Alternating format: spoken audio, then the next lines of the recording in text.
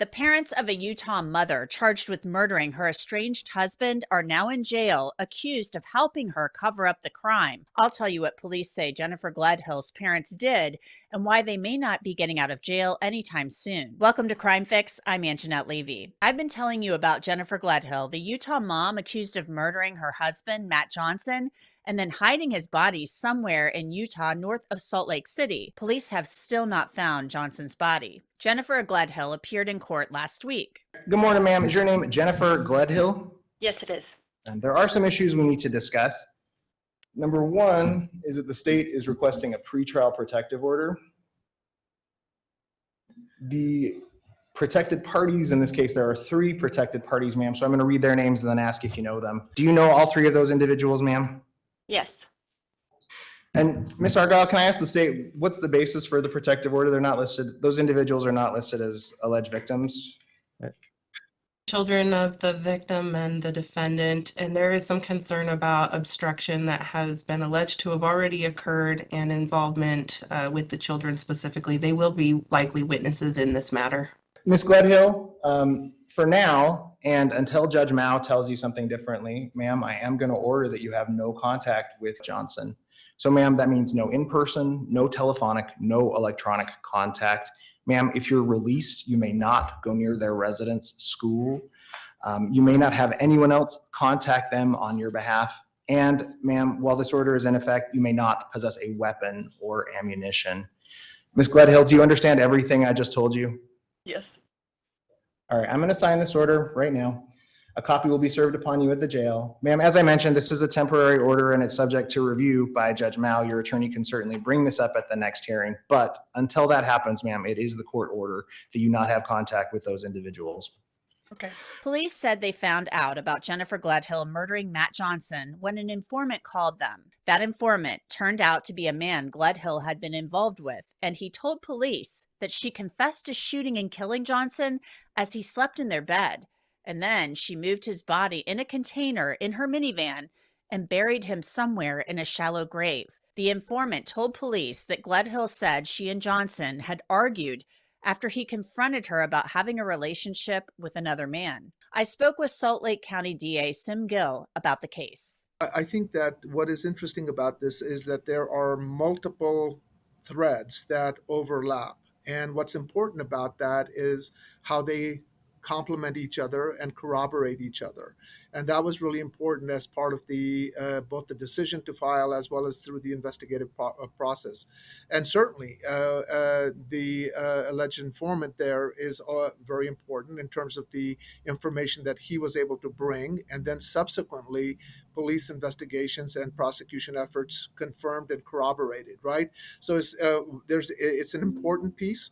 It's but it is a piece that is then complemented by the law enforcement effort, and as you start to weave these different threads together, you end up with a very strong strand that you can rely upon, and so that's really been what's been interesting about this.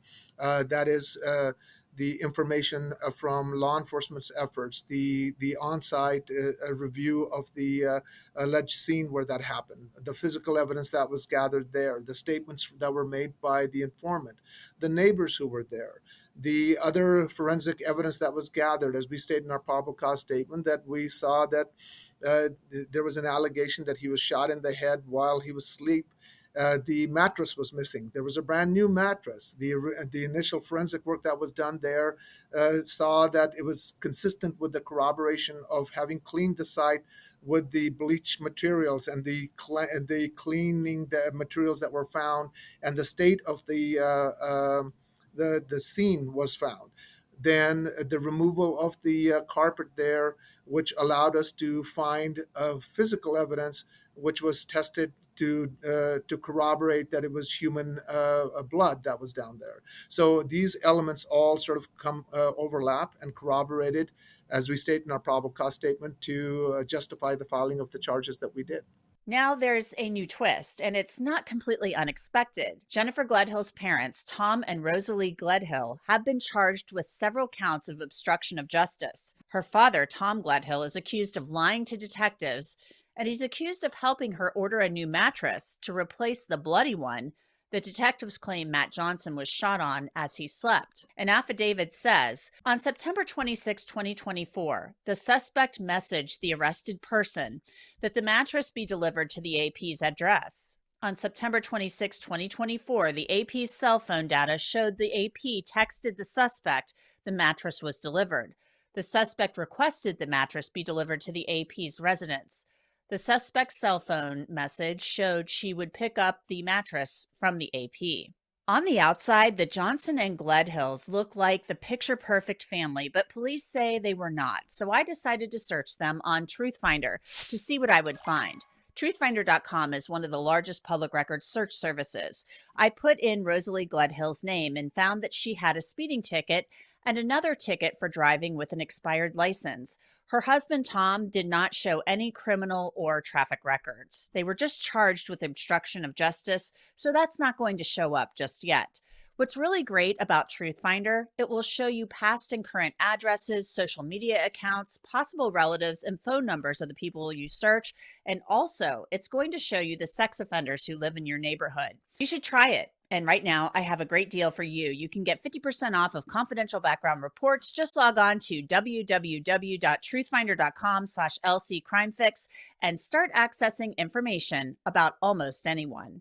Here's Sergeant Gary Young of the Cottonwood Heights Police Department. And we saw like over 25 active warrants for cell phone data, for text, for information that we could, exploit or find evidence from. And we learned that they were there longer than they admitted. And neighbors observed some cleaning going on, and they were there for many hours. A key piece of evidence was the mattress, and we learned that Mr. Gledhill had purchased a brand new mattress for his daughter. These statements, hindered our investigation initially.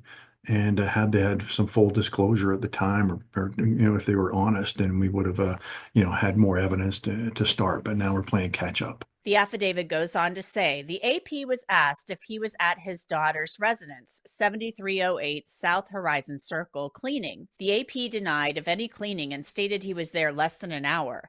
The AP stated when asked about the master bedroom, he stated he did not go in where the incident happened. Witnesses who live nearby stated they had observed the AP in the home cleaning. The witnesses stated the AP was there for over 5 hours. Now, these are the reasons police say they charged Tom Gledhill with obstruction for destroying evidence and lying about what he did to clean.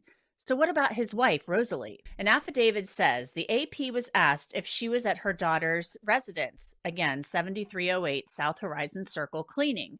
The AP admitted she was there at the home only to pick up clothing but denied cleaning. The AP stated she was there for less than an hour. Witnesses who live nearby stated they had observed the AP in the home cleaning. The witnesses stated the AP was there for over 5 hours. Detectives say there's more. They say they seized Rosalie Gledhill's phone and something happened when they tried to look at the data. Detectives turned the cell phone's digital data on. At that time, the AP's cell phone was remotely reset and information was lost. Through training and experience, the owner of the cell phone can reset/erase information remotely from the cell phone. This is a tactic used by the suspects to stop and or hinder law enforcement's investigation. Police say Rosalie lied about how long she was at her daughter's home on September 24th. They say she also lied about cleaning and also helped buy that new mattress. Police are asking that both Rosalie and Tom Gledhill be held without bail. Sadly, police have still not found Matt Johnson's body. We have been looking every day. Those diligent efforts. I want to thank our partners in law enforcement in Weaver County and Davis County and Salt Lake County, and the local law enforcement there in Farmington and Farmington Bay and Ogden Bay area.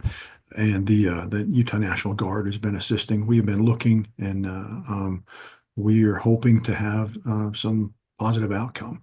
We will continue our efforts in that search until weather prevents us. How frustrating has that been to not be able to locate the body?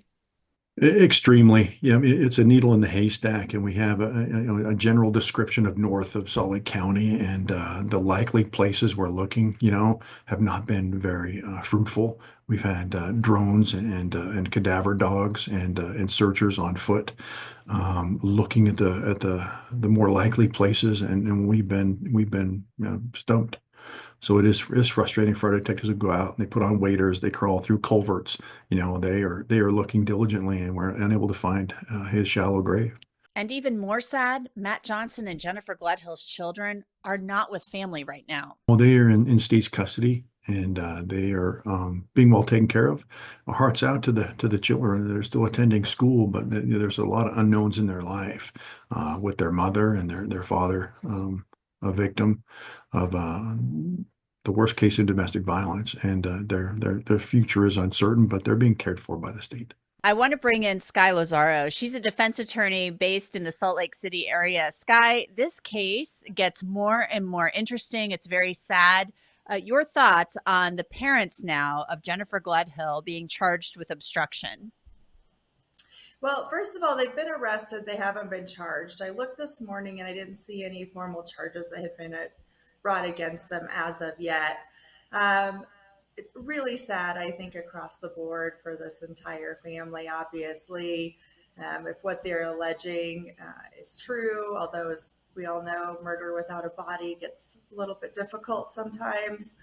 But, given what the neighbors have said about, the parents being over there cleaning, if everything, lines up the way that they think, I think really tragic for probably a really good family to start with.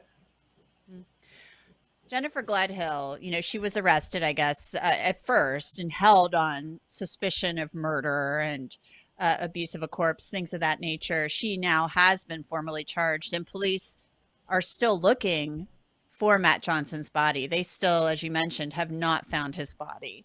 So how difficult is that in Utah to go forward with a case? I mean, they're still searching, but they're saying they have this informant and that she confessed to the informant, this man that she was having a relationship with, that she did this and that she moved his body and that her cell phone was off for a certain period of time, over a time period where they think she was moving the bodies. But how difficult is it going to be if they don't find his body?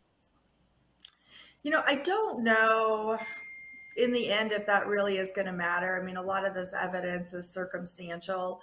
I find it hard to believe that someone of her size could move a full-grown man's dead body by herself.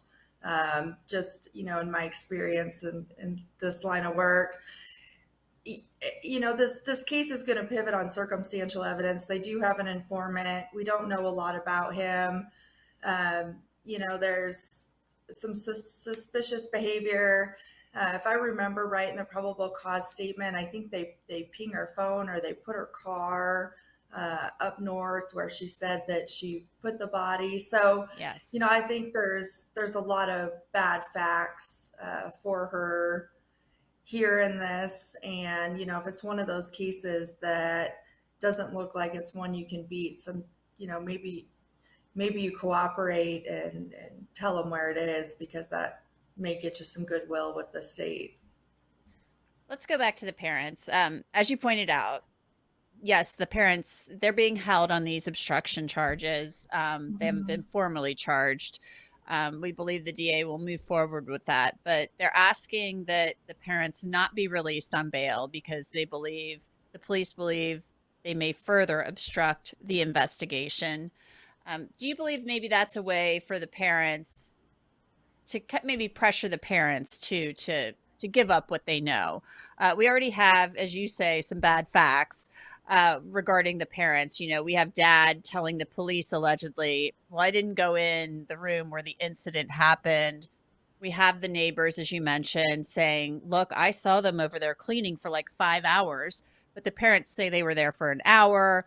There are apparently phone records showing them talking about the new mattress. There's blood underneath the bed, on the slats of the bed. I mean, there's a lot there. to work with. So do you think this is a way to get the parents to maybe tell what they know? I think so. When I read that they'd been arrested, just when it came across on the news ticker, that was my first thought is they're going to put these really nice people, in jail. I lived in Cottonwood Heights. I raised my son up there. So this isn't too far from, my old neighborhood. It's a very nice neighborhood. For the most part, these aren't people who are used to having brushes with the law. They're now being held in jail with no bail. My first thought was when I saw that they'd been arrested, that this is a way to leverage them to cooperate in the investigation, especially where they're holding them without, the possibility of bail at this point, which they can do in Utah. I mean, we see this over and over. We reformed our bail statute to get away from monetary bail, and the outcome of that was, well, now we can hold your client with substantial evidence and give them no bail. So on obstruction charges, they can hold people without bail. I mean, that seems really that seems extreme to me, to be able to hold somebody without bail on an obstruction charge. I mean, maybe it's not in a homicide case, but we're talking about buying a mattress, doing some cleaning. I mean, these are all serious things. But the homicide charge is really obviously the most serious charge. Right. I agree with you. The fallout of the change in the bail statute, unfortunately, has been this. You have a constitutional right to bail, except for in certain circumstances, and they have to show that there's either substantial evidence to support the charges, felony charges, or that you're a flight risk or a danger to flee. Now, I don't know if there's further obstruction that can go on. I think that argument falls a little bit flat unless they, are going to dig the body up and move it again. They're going to have people following them. So I don't think there's a risk that that's going to happen. But, my guess is there, and I read the affidavit to hold them, they're relying on there being substantial evidence that they helped her clean up after this homicide, which I agree with you, I think is extremely punitive and problematic. But unfortunately, it's the world we're stuck in out here. What's the reaction to this case been out there? We know that Matt Johnson was a well-respected, highly regarded member of the Utah National Guard. And we have his wife, they were estranged at the time, now accused and charged with murdering him. They had children. Obviously, the children now are in the custody of the state. So, I mean, this is a really awful, sad case. And as you mentioned, this is in a nice neighborhood. Bad things can happen in nice neighborhoods, though. We all know that, being in the business that you and I are in. So what's the general reaction been to this out there in I think the Salt Lake area? I think it's like any of these cases when these happen to, good families or nice neighborhoods. It's a little bit of shock. You run into people and, I went to school with her. I can't believe this happened. This is crazy.